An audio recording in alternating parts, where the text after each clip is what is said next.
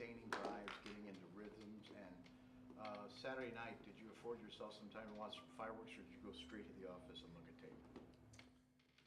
Well, Saturday night, I might have been the first one out of the stadium, so um, I probably got home before the fireworks finished. I went out there, saw my family for 2 seconds, and said, "I'm going to beat the traffic." So, um, but I heard it was great. Um, what else you asked me? As far as the, Last couple of yeah, I think, it's always a double-edged sword, right? In terms of if one side's doing good, that means the other side's not. So, I just think that we got to continue to be consistent in regards to guys owning their responsibilities in the detail, and we're still getting into this, and we got a lot more practice this is left in front of us, but there's got to be a level of urgency in terms of you make a mistake, that mistake cannot happen again, and it's whether it's you or within your position room.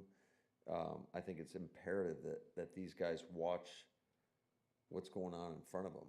So I think right now where we are as a whole team, I would say it's kind of inconsistent. Was your early family night departure just the byproduct of the off days that you got to enjoy, or What do you mean? being able to sneak out early? Oh, yeah, yeah. You're in terms of the next day. Yeah, absolutely. So that's just kind of part of the schedule, and I came in early the next day to watch the practice. And what did you think of some of the stuff Savion Williams did yesterday in practice? I know you used him in a little bit of a variety of ways. Yeah, he's doing a nice job.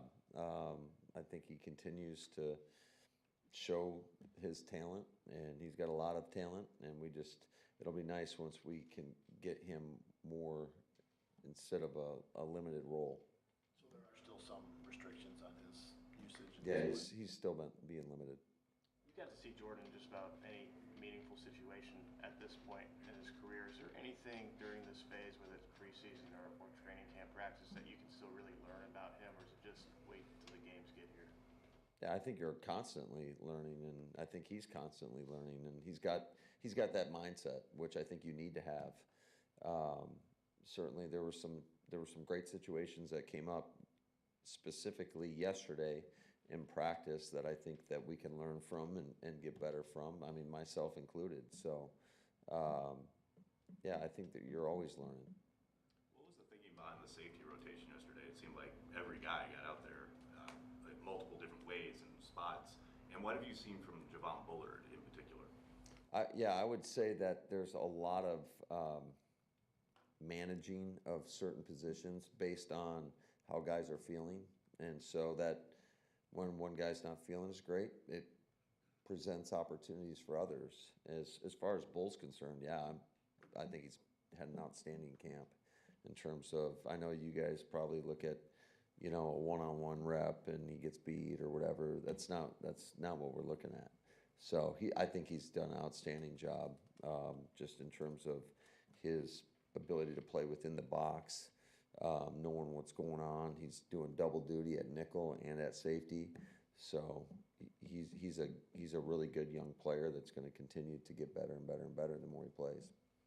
With Nate out, obviously everybody gets to move up a little bit, maybe get some more reps. What do you think you might have? Obviously, Carrington, but like everyone past Carrington, Bo and so on. What do you think you might have from that young, unproven group? Yeah, that's what's exciting. Is it presents. That's a great example of a guy not being able to go, and then everybody kind of gets bumped up a spot, and they get more reps. So, what we're really looking forward to is watching these guys compete once we get to these preseason games. Obviously, you're evaluating it every day, but I'm excited to see when we're out there and we get a stadium full of people how these guys respond. During the one-on-ones yesterday, like the defensive guys are like calling out your routes all the time. So I mean, is that why the preseason games are important? Because it's going to be less tells and actually have to go play football, so to speak, without. You could hear them way over there. Oh, they're right in front of us, yelling, different routes that were coming. Yeah. Well, sometimes they're right and sometimes they're not. What have you seen from Hardman? How does it kind of reflect what you saw of him when he was a kid? Yeah, he's done a lot of good things. He's made a splash play every day, but again, with not just Cole, all these guys, it's just the level of consistency. I mean, and it's little plays here and there of the level of detail that you need to have in order for us to get more opportunity. So, yeah, he's certainly a playmaker, and we know what type of player he can be as a returner. Just still continuing to, I mean, he's new to the system, and he's going to continue to learn and get better and better and better. It's kind of hard to believe that Romeo's going into his 4th season. Where have you seen him grow the most in his time here? I think patience as a route runner. I think he's really, he's doing a great job. He's always been able to get off the line, but I think just in terms of the patience of a route runner, and I think, and you could see it was on display yesterday in terms of his mentality when that ball's in the air. He's going to attack that football. I thought one of the great things of yesterday was the one-on-one matchup with him and CV going back and forth. Just two guys competing at a high level. Matt, at the end of last season, Brian mentioned wanting to be able to control football games more in certain situations. Fast forward to yesterday, I mean, a ton of situational work, including one spot. It looked like almost the exact situation that the Bears were in at the end of that Lambeau game last year. Very observant of you. Is that a direct line, though? You know what I mean? Like, there are games that you were in, and it's right there at the end, and you couldn't quite control them. Is that kind of reflective? I think that one specifically that's 100% on me. So that's why you do situational work so that you have a plan in place for that moment, so you don't make a mistake in the moment when everybody's watching, and it costs you games when that happens.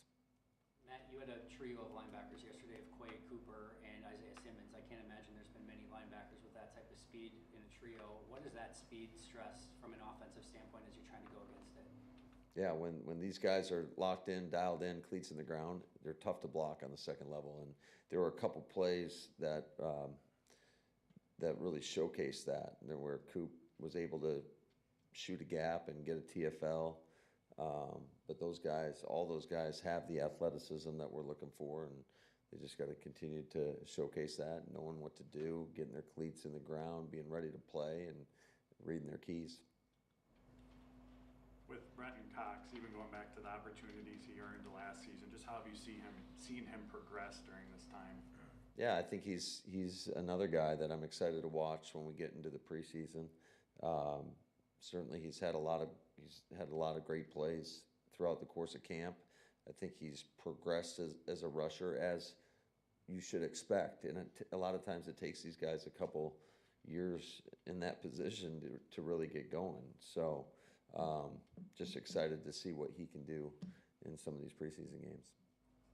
Matt, will you allow yourself to watch in the preseason games, or are you going to be calling the I game? will not be calling it.